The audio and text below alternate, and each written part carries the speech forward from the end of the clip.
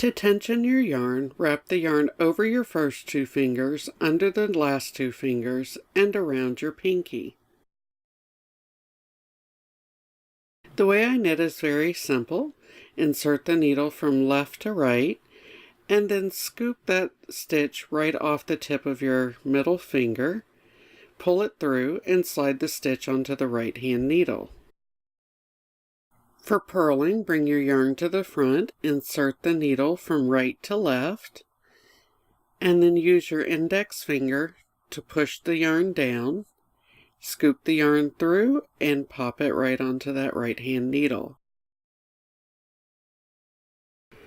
Alternating between knit and purl is very simple this way.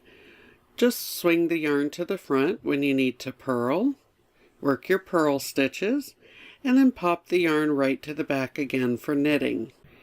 And that's it. That's how I work knits and purls. Thank you so much for watching.